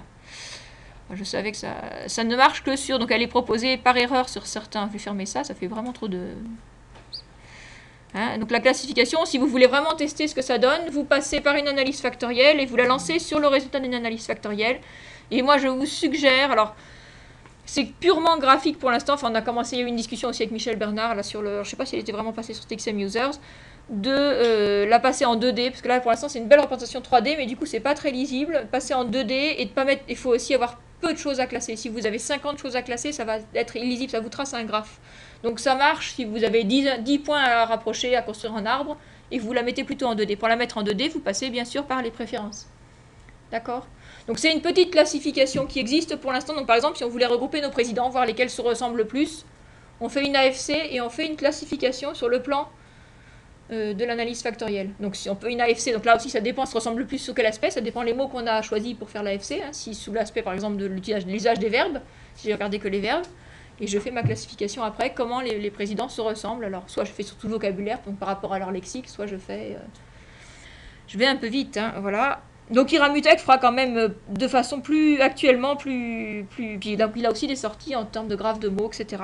Vous pouvez voir donc il y a un livre qui est sorti avec Iramutech sur donc de Pascal Marchand et Pierre Ratineau sur la consultation sur l'identité nationale. C'est un bel exemple d'application aux données qui avaient été recueillies sur pour vous qu'est-ce que c'est qu'être français. Il y avait eu cette grande consultation nationale où les gens pouvaient répondre par internet. Donc ils ont du coup avec un logiciel comme Iramutech, on regroupe des classes de réponses. On va dire il y a toute une série de réponses qui ont trait à des récits d'expérience. Moi je n'étais pas français au départ, mais mon père ceci, ma mère cela, etc. Et des réponses qui se ressemblent parce qu'elles abordent cette question de la même manière. D'autres qui diront la France c'est le drapeau, l'hymne national, etc. C'est un autre type de réponse que celui qui dit « Moi, je n'étais pas français, mais je suis arrivé, et mon intégration s'est très bien passée. » Voilà, donc Iramutech. Est-ce que... moi, peut-être je vous propose de vous libérer, et ceux qui veulent, je vous fais un petit aperçu du portail TXM. Ceux qui ont le temps, et sinon, vraiment, n'ayez pas de scrupules, parce que je vous ai retenu déjà au-delà de l'heure. Je vais faire un petit tour sur le portail. Et non, voilà, mais ceux qui veulent ranger leurs affaires en même temps, qui ont d'autres obligations, vous n'hésitez pas. Voilà. Non, mais là, il faut vraiment que je mette une... Donc, voilà, je crois qu'on a fait quand même un tour à peu près. Du coup, vous n'avez pas vu d'AFC, mais... Bon, c'est pas le plus... On a des progrès encore à faire. Quand tu as envoyé vers Word, ça veut dire quoi? C'était Word W. Word, c'est quoi ça? Word, contrôle, envoyer, je sais pas ce que c'est. Ça doit avoir sauté un mot, je sais pas pourquoi tu as ça qui est arrivé. Peut-être. Je sais pas, j'ai l'impression que ça a sauté. Bon, mais... Alors, une petite interface pour voir, alors, TXM portail, version portail, en gros, le TXM c'est à la fois donc c'est un développement modulaire. Il y a donc des petits composants qui font les différents calculs. Et puis, il y a des développements aussi qui ont trait à l'interface, à la présentation des informations. Qui fait qu'il y a des fenêtres, comment on va disposer les choses, qu'on met des boutons ici, etc. Enfin, tout un habillage. Donc, le portail, enfin la version web, va reprendre les mêmes calculs, va faire tourner les mêmes programmes pour faire les calculs. Le fond de la concordance, ça va être le même calcul. Le fond des spécificités, ça va être le même calcul. Mais il y a des développements différents en termes d'interface. De rien. En termes d'interface. Oui. Donc, c'est ce qu'on appelle la boîte à outils, enfin la toolbox de TXM. C'est pour les informaticiens, c'est tous les composants qui servent en gros au calcul de base. Et puis, par-dessus, il y a les applications. C'est ce qu'on développe. À partir de la même toolbox, on peut en faire une version sur un ordinateur ou une version qui est destinée à une interrogation en ligne. Alors, pour faire l'interrogation en ligne, il faut évidemment y aller. On va y aller. Alors, oui. soit... Je me demande même si on n'avait pas... Si on fait portail démo TXM, est-ce qu'on y arrive? Sinon, je vais taper une adresse. Hein. C'est ça. Vous avez de la chance. Enfin, nous avons de la chance. Donc, on retrouve quelque chose qui a une allure un petit peu comparable. Est-ce que si j'enlève les onglets... Bon, ça prend pas beaucoup plus de place. Tu vois, Brown... Ah non, où est-ce qu'elle est partie? Elle est partie là. Juste au moment où je parle à chaque fois. J'ai l'impression que le Brown Corpus a un petit bout ici. Vous retrouvez Discours, vous voyez Discours et Graal, nos deux vedettes qui sont bien toujours en bonne ligne. Vœu a disparu, ONU arabe, juste par curiosité. Alors, je ne sais pas si on va pouvoir le voir ici. Édition, vous voyez. Et ça, j'ai cru voir que c'était du russe, c'est tout récent. Je pense qu'ils sont allés en Russie en fin août, hein, vous voyez. Donc là, ça fait un peu des... C'était la nouveauté du présentateur. En Russie? Oui. Bah, ils présentaient, c'était dans une école d'été sur, en gros, alors c'est pas les humanités numériques, mais c'était aussi la philologie numérique, enfin des gens qui travaillent plutôt sur des manuscrits, etc., mais qui s'intéressent à l'instrumentation. Et donc là, comme on a un russe, enfin un franco-russe dans notre équipe, là, Alexei Lavrentiev, donc c'est vrai qu'il a pu faire le lien entre les deux communautés. Et lui-même étant philologue, enfin c'est sûr qu'il pouvait faire passer le... Donc on a eu des expériences de TXM sur le russe, ce qui n'est pas évident, parce que quelque part, enfin, non seulement c'est les corpus qu'il faut traiter, mais ça va jusque dans la programmation, ça descend très loin. Il y avait des logins en russe, il y avait des chemins en russe, donc en cyrillique. Et donc pour les programmes lui-même, il y a eu des difficultés. Ils ont réussi à aller jusqu'au bout, voilà, de faire tourner TXM complètement sur des machines russes, mais pas tous les TXM. Il y a les machines tombaient les unes après les autres en rencontrant des difficultés, mais qui pouvaient être liées à des choses très profondes dans la programmation. Il ne suffit pas de savoir traiter un corpus. On dirait traiter un corpus russe sur une machine française, c'est pas du tout la même chose que de traiter un corpus russe sur une machine russe, un Windows russe, avec bon bref. Voilà. Mais donc ça fait des choses, c'est toujours du travail. Donc, ou ensuite, on retrouve notre interface, enfin des choses qui ressemblent. Vous voyez, il y a un petit cousinage, c'est pas exactement la même chose. Vous voyez des onglets qui s'ouvrent, une zone de présentation de résultats, une zone d'objets. Je ne pense pas qu'on ait de zone de log ici à proprement parler. Là, c'est seulement barre de Windows. Sur quel corpus je vais travailler? Alors je me log normalement pour pouvoir faire des choses, hein, me connecter, et là comme je suis sur le corpus démo, vous pouvez vous connecter avec démo. Voilà. Ce qui va me permettre alors je vais aller peut-être sur Discours, une petite partition en genre, d'ailleurs je vais la supprimer ou la recréer, ou vous l'acceptez, je la reconstruis, ou... Allez, je vais la reconstruire, je la supprime. Allez hop. Oui, on fait des choses sur le portail, donc Discours. Ici, je peux créer, sous corpus créer une partition. Quand je n'étais pas connecté, je n'ai pas les droits pour créer un autre objet. C'est pour ça que je me suis connectée, même si c'est un truc un petit peu, comment dire, tout public, enfin, public, la démo, n'importe qui peut le faire. Je l'enregistre, le mettrai en ligne.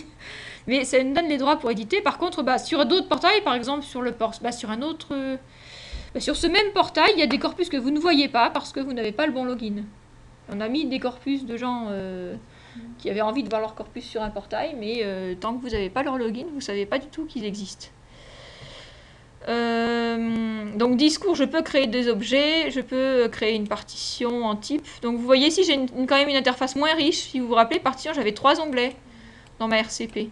Donc ici, on va me proposer que de travailler directement. J'ai plus l'équivalent de assisté ni l'équivalent de avancé. Donc il y a des petites différences qui se déclinent de l'un à l'autre. Donc là, Discours, c'est typiquement, on travaille surtout sur les genres, puisque là, on a vu qu'en locuteur, c'était très déséquilibré, parce qu'on a beaucoup de Gaulle et peu de Pompidou. Et donc on a des allocutions radio-télévisées, on a 3 grands genres. Des interviews, je ne sais plus très bien, il faudrait qu'on les voit. Donc pardon, c'est sur la structure texte que ça apporte. Et le type, voilà. Donc ça me crée une partition. Donc je peux revoir mon édition. Donc je retrouve certaines choses un peu comparables. Alors j'ai peut-être un peu plus de fonctions, ça change tout le temps tout ça. Page, défaut. Donc là je navigue avec ces boutons là, et là j'avais peut-être autre chose. Motif, qu'est-ce qui se passe? Je peux chercher un mot dans l'édition. Alors je ne pouvais pas le faire on n'a pas vu. Si on veut faire ça dans la version RCP, vous le cherchez dans une concordance, et après ça avec les lignes de concordance, vous allez d'une occurrence à l'autre dans l'édition, c'est le petit truc. Mais là, vous pouvez aller chercher. Donc, qu'est-ce que je vais pouvoir demander? Algérie, peut-être, puisque je vois là. J'espère que tout va bien se passer. Voilà, il me l'a allumé et je peux naviguer d'occurrence en occurrence. Voilà, à quelques fantaisies près. Voilà, donc ça c'est aussi c'est parce que il a des calculs d'adresse, il ne cherche pas directement dans ce fichier HTML à ma connaissance, il a des adresses, il retrouve la position et s'il y a une petite erreur, il tombe juste à côté.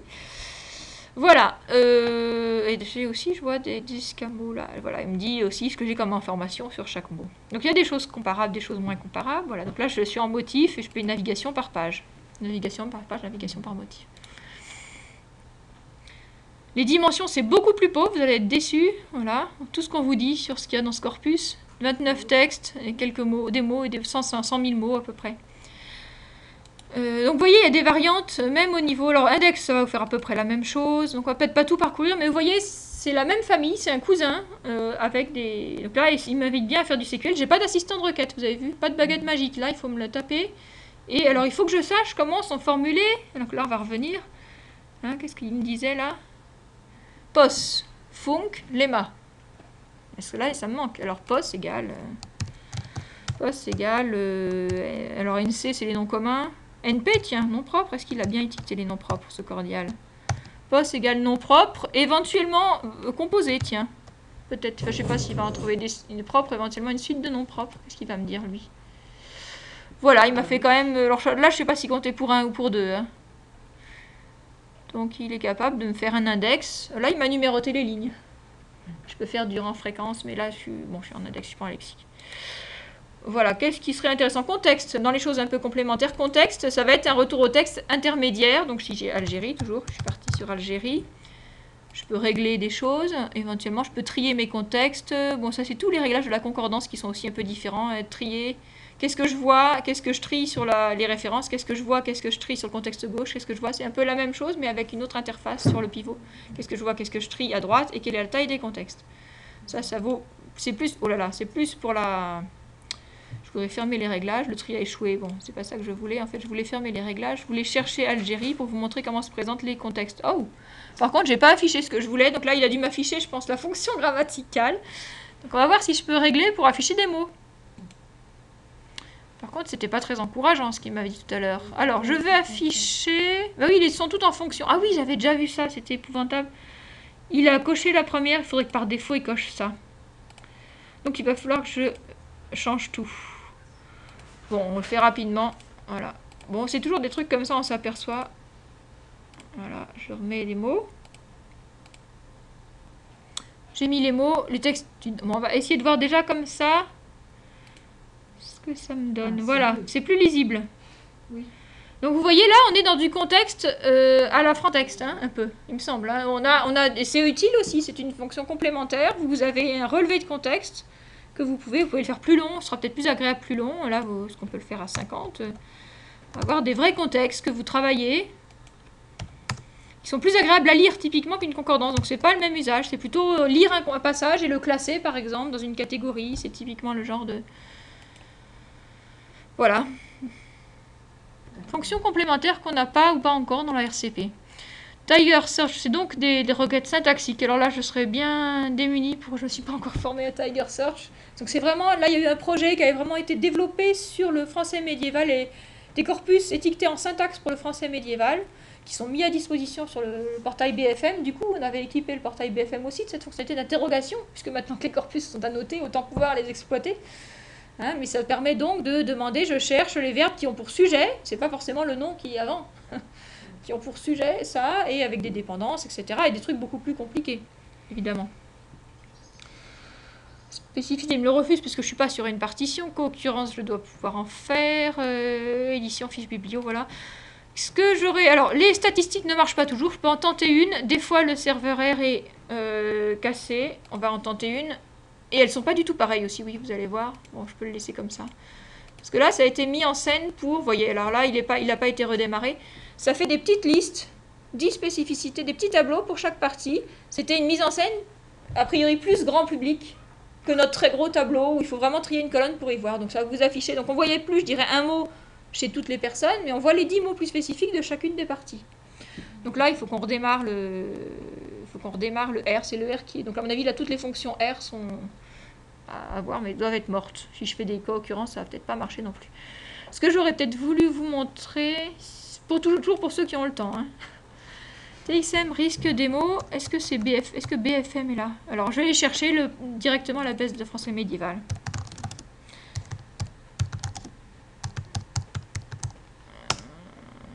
Quitter la page. Je me suis même pas déconnectée. Oui, je fais ça, patron.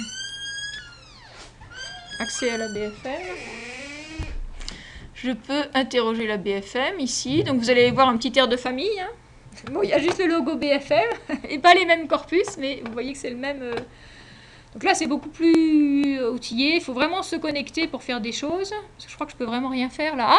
Non, voilà, je peux rien faire. Donc là, il faut que je me connecte. Alors là, je vais le faire. Alors attendez, je m'appelle comment? Je crois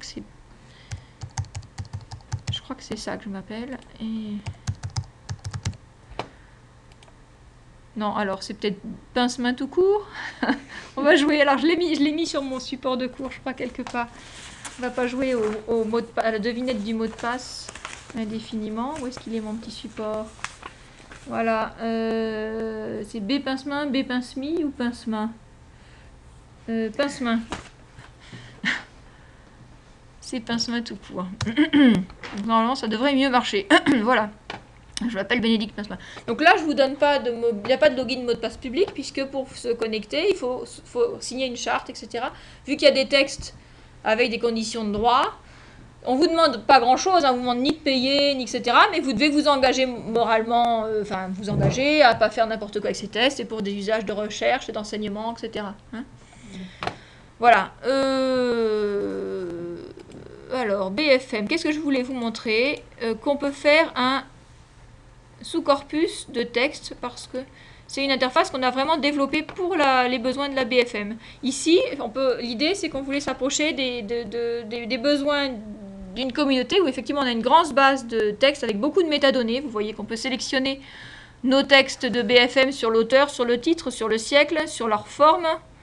Il y a beaucoup de critères, c'est vraiment des fiches. Est-ce que c'est en prose, est-ce qu'ils sont en vers? De quel domaine ils sont? Est-ce que c'est de la didactique historique, juridique, littéraire? Est-ce que c'est la date ou le genre? Je ne déplie pas tout, hein. Le dialecte, dans quel dialecte d'ancien français on se situe? Anglo-normand, artois, champenois, franco-occitan, lorrain, etc. C'est beaucoup de métadonnées. C'est un corpus qui est très bien documenté. Chaque texte a énormément de métadonnées. C'est très précis. C'est pour pouvoir faire aussi des études linguistiques, contraster des différentes choses entre elles. Vous avez aussi même des choses sur... est-ce que l'étiquetage morphosyntaxique a été vérifié ou non vérifié manuellement? Vous pouvez vous dire, mon étude, je veux la faire que sur du vérifié manuellement. Voilà, des choses comme ça. Donc, beaucoup de critères. Donc, pour pouvoir manier tous ces critères, on a du coup inventé une autre interface. Vous voyez que l'interface qu'on avait actuellement de sous-corpus, elle était très limitée. Ça nous permettait de prendre une facette ou vaguement de tirer des textes. D'où cette interface qui n'existe actuellement que sur la TXM en ligne. Donc, on déplie sur quoi je vais pouvoir travailler, je sais pas, quelque chose de genre, par exemple. Et qu'est-ce que j'ai envie de voir? L'interface me dit en fait combien j'ai de... Alors j'aimerais bien voir un peu plus. Oh non, il ne veut pas me montrer plus. Donc là, ça doit être la taille. Là, c'est le nombre de textes que j'ai. J'ai 9 chroniques et ça représente 430 000 mots. Mais pour l'instant, j'en ai sélectionné aucune. Donc j'ai 0 mots dans mon corpus de cet ordre-là. Donc je vais pouvoir sélectionner des propriétés, soit en disant finalement je m'intéresse que au dialogue, au dramatique, ça va peut-être bien ensemble, l'épique mettons, et la géographique. Allez hop, je sélectionne et vous voyez que peu à peu mes chiffres se remplissent. Là j'avoue que j'ai rajouté 46 000 mots, 37 000 mots, évidemment qui sont tous rentrés ici. Mais si je rajoute après ça une information sur le siècle, ça va réduire le nombre de mots ici, parce que ça va croiser avec le siècle. Et là, mes textes aussi se sont cochés en même temps en dynamique. Donc j'ai une vue dynamique là des textes. Je peux éventuellement décocher des choses ici. Alors je peux après ça chercher des siècles. Alors là, ce qu'il faudrait que je fasse, c'est prendre des siècles assez bien couverts. Ça en a décoché un certain nombre. Hein. 12, ça va en rajouter. Donc ça se croise avec ça. Etc. Quand j'ai bien composé mon corpus, je valide. Je crois que je peux décocher à l'unité un texte. Si vraiment celui-là, je ne veux pas l'avoir, je peux le décocher.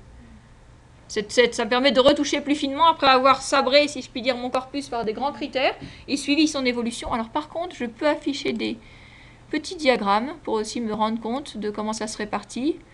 Par exemple, en fait, du coup, j'ai beaucoup de textes anonymes et un peu de Saint-Grégoire. Alors, je peux le mesurer en mots ou en texte. Donc, en volume en mots, ça me fait ça, l'équilibrage de mon corpus. En siècle, en fait, j'ai que du 12e, avec tous les critères que j'ai sélectionnés.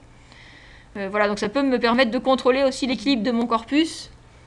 Qu'est-ce qui s'est passé avec ma sélection? Donc, ça me donne aussi un petit résumé statistique. Donc, tout ça nous semblait utile pour aider le chercheur qui, donc sur des corpus très riches comme ça. Donc c'est quelque chose qu'on n'a pas mis en œuvre pour la RCP, parce que peut-être les corpus aussi que vous entrerez ne seront pas aussi documentés, mais notamment pour des gros corpus qu'on met en ligne et où il y a beaucoup d'informations. C'est une interface qui nous a semblé intéressante. Il faudrait que je valide et que j'aille jusqu'au bout. Voilà. Ça a l'air de marcher au moins. Nom de la sélection. Qu'est-ce qu'on va l'appeler? Corpus 120927. J'ai pas beaucoup de... Afficher le récapitulatif. Je vais demander de tout afficher. On va voir ce qu'il me fait.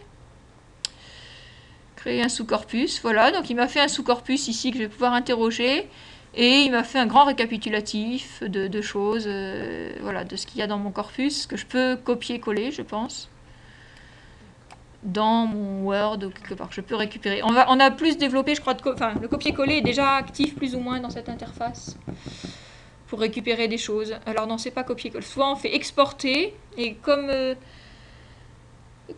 l'export, c'est pas évident pour des questions de droit d'aller écrire un fichier sur une machine de quelqu'un d'autre. Enfin, ça peut soulever des questions de droit. Du coup, ce qui a semblé plus simple, c'était de créer une nouvelle page avec une présentation assez claire qu'on peut copier-coller directement. Enfin, en fait, le contenu du fichier qu'on aurait envoyé, que vous copiez-coller, après ça, que vous récupérez par copier-coller. C'est plutôt ça qui a été adopté pour l'instant pour des questions, je crois, vraiment de notions de fichiers qu'on peut écrire, pas écrire, autoriser de... Voilà. Et c'est une interface on va essayer d'en faire une peut-être pour voir ce que ça dans donne. laquelle on peut rajouter des corpus. Là, le portail TXM, est-ce qu'il y a une fonctionnalité d'import de corpus? Pour l'instant, non. Et je me crois même que actuellement, pour préparer un corpus pour cette interface-là, on le fait passer par la RCP. On passe par de l'import RCP. Après ça, peut-être des scripts d'import plus raffinés, etc., s'il y a besoin, hein, mais... la RCP est utilisée pour préparer les corpus. Il n'y a pas, par exemple, effectivement, de charger soi-même un texte, ajouter un texte. C'est quelque chose qui pourrait être, qui avait été envisagé. Je sais que pour Weblex, Weblex n'existait que sous une forme en ligne, par exemple. Et c'était aussi une des grandes difficultés d'usage, c'est-à-dire que les gens n'ont pas toujours un beau corpus bien fait, et qu'il faut pour pouvoir solliciter Serge, pour pouvoir le mettre en ligne, etc. Ils avaient envie de faire des petits essais, un corpus qui n'était pas forcément très beau, qui pouvait être récupéré en scannant des bouquins, ils n'avaient pas trop envie qu'on le mette en ligne. Et du coup, c'était un frein. Alors qu'effectivement, si on a donné les moyens aux gens de charger leur propre corpus et éventuellement de le protéger par un mot de passe, qui ne soit pas vu par d'autres, ça change un peu la donne quand même. Quoique, les gens ont toujours du mal à se séparer de leurs données. Il y a quand même un seuil, l'enjeu quand même des trucs en ligne, c'est justement au contraire quand on a envie de partager des données. Enfin, c'est ça qui va... C'est pas forcément plus commun, c'est plutôt on est plusieurs sur un même projet à travailler sur un même corpus, et ça aura beaucoup plus d'intérêt aussi si on se met à passer au corpus mutable, où on est plusieurs peut-être à annoter ou à travailler sur un même corpus, avec là vraiment une gestion des identités. Hein. Je me connais en tant que Bénédicte, et quand il y a une modification qui est apportée, on sait que c'est moi qui l'ai faite. Hein. Typiquement, si on autorise de modifier un corpus, si on va vers du corpus mutable, on ne fera pas quelque chose où on peut modifier le corpus sans le dire et on n'a aucune trace de ce qui était avant. C'est toujours des choses qu'on rajoute, on peut revenir à un état antérieur, on sait qui l'a fait, quand, enfin, il y a cette notion-là qui est importante. Un corpus, il ne faut pas faire évoluer un corpus sans s'en apercevoir. On peut revenir à un état... Bon, je crois que vous avez été très courageux. Est-ce qu'il y avait vraiment quelque chose que... Enfin, on peut encore, si vous voulez, faire autre chose, la FC, ou si vous êtes vraiment fatigué. Enfin, bon, moi, je suis... on peut tout faire. De corpus de référence. C'est un peu un corpus de référence. La base de français médiéval, c'est une sorte de vocabulaire. Alors, je ne sais pas si je dis ça, si j'ai le droit de dire ça, mais enfin, c'est quand même une... Mais il y a autre chose que le français médiéval. Il y a... Un franc-texte. Oui, tu peux... Là, moi, je ne sais pas dans cette interface-là, oui. Mais typiquement, l'interface qu'on a faite, on ne s'est pas empêché d'aller voir ce qui se faisait sur Frontex. Typiquement, c'est le même genre de besoin. Les gens qui vont sur Frontex et qui se disent « je vais me faire un corpus de littérature française », ils ont aussi une batterie de critères à mettre en œuvre, et on a des interfaces comme ça. On leur dit « vous voulez peut-être un empan de date, c'est des textes de certaines dates que vous voulez d'un certain genre, on a plusieurs... comment on est amené à construire un corpus sur différents critères, et donc c'est vrai que c'est typiquement le genre de de services dont on a besoin quand on met à disposition un fonds, je dirais un corpus un peu plus large, à partir duquel on construit des corpus, une sorte de fonds documentaire. Le BFM en soi, c'est pas forcément intéressant de la considérer dans son ensemble. On va construire des choses à partir de cet ensemble-là. Pour la même période, avec voilà. un corpus que tu es en train d'étudier, de voir effectivement... En ce qui concerne les co-occurrences, ce que tu nous as montré, c'est-à-dire effectivement le tableau avec les choses les plus... qui co-occurrent les unes avec les autres, c'est vrai que ça permet de construire des molécules sémiques. Oui, ça peut être... Mais bon, là déjà, il y aura une limite, enfin il y a plusieurs limites. Il y a la limite de fréquence, c'est-à-dire un mot qui est peu fréquent, alors que ça, les linguistes sont quand même très sensibles à ça, les sciences humaines. Ils vont nous dire, oui, en textométrie, quand même, vous ne faites pas grand cas du apax ou du mot rare, et alors que tout peut tenir à un mot rare. Quelquefois, une œuvre bascule sur une occurrence d'un mot qui va prendre un très grand sens. Donc c'est pour ça qu'il faut avoir cette modestie quand même. On ne va pas résoudre tout par un coup automatique. Ça peut donner des idées. Ça peut vous aider à construire des choses, mais ça ne construira pas. Alors il y a quand même eu, c'est vrai que par exemple, autour de Mathieu Valette, là c'est Océane qui pourrait plus en parler, mais il y a eu à la TILF, au moment où il était à la TILF aussi, des recherches, effectivement à partir de fonctions de type co-occurrence, pour aller vers des constructions de molécules, enfin pas forcément molécules sémiques, mais de SEM, de repérage de SEM, etc. Il y a des affinités. Voilà, il y a des affinités. Tu vois pas en tant que tel, mais tu vois sur une évolution des discours de président, par exemple, c'est là où tu vois les co-occurrences, et si tu vois des petits... voilà. Il y avait un bel exemple, là, alors il faudrait avoir le corpus d'Amont, il a un beau corpus de président de la République, d'Amont Mayafre, qui travaille sur les présidents de la République française. Lui, il a vraiment un corpus beaucoup plus ample, avec un grand choix de discours pour chaque président. Il avait un très bel exemple sur travail. Travail chez De Gaulle, on avait... les industries, alors je ne sais plus, les manufactures, l'industrie, on était vraiment dans le concret, dans le machin. Travail chez Sarkozy, l'effort, la valeur. Vous voyez, on était dans un truc beaucoup plus abstrait, le sens du travail ou de l'effort, etc. Alors que dans l'autre, on était vraiment dans l'organisation de la force de production. Je crois qu'il y avait production dans les co-occurrents. Et donc un même mot, dans la bouche, avec une évolution politique, etc., prend des colorations très différentes. Donc là, je dois cet exemple à Damon, qu'il a peut-être d'ailleurs publié dans son... Il écrit régulièrement des ouvrages que vous recommande chaleureusement pour voir vraiment en vrai, la vraie textométrie en œuvre. Parce que là, c'est vrai que moi, je vous donne des exemples qui sont... qui sont un peu scolaires aussi. Alors, je vais peut-être arrêter mon affaire, du coup. Ça s'appelle F10.